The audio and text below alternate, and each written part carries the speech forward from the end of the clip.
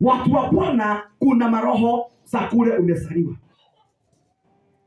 na kuna maroho za kule ulipoolewa, na kuna maroho za ile familia uliotoka. Na hayo maroho wakati mwingine hoa na nguvu ya kuambia mtu unatufukuza tuende wapi, na sisi ni wa familia hii. Unatufukuza tuende wapi, na sisi ni wa jamii hii. Unatufukuza tuende wapi, na sisi ni wa ukoo huu. Bwana pesa. Yaani kuna maroho ya kiukoo. Na ndipo unaona kuna laini za kifamilia. Lazima kuwe na mtu amegojeka ukimwi. Hiyo laini. Lazima kuwe na mtu amegojeka kansa. Lazima kuwe na mtu ni mrefu sana katika hiyo familia, ni mrefu sana. Lazima kuwe na mtu ameuawa kwa wizi katika hiyo jamii. Lazima kuwe na mtu katika hiyo jamii ni kahaba mkubwa. Ni maroho yanapoambatana na misingi ya kifamilia, na misingi hata ya miji, hata ya vijiji, hata ya nchi.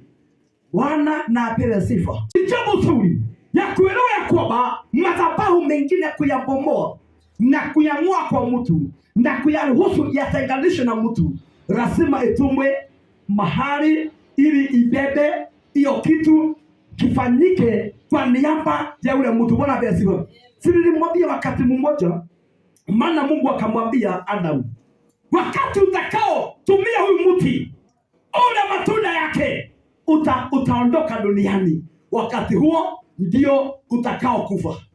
Wakati Mungu aliyeukuta tayari wamekula, Jehova alifikiria akaona sasa Adamu kuna roho ya mauti inaoning'inia juu yake, inaomtafutia siku nzuri ya kumwangamiza.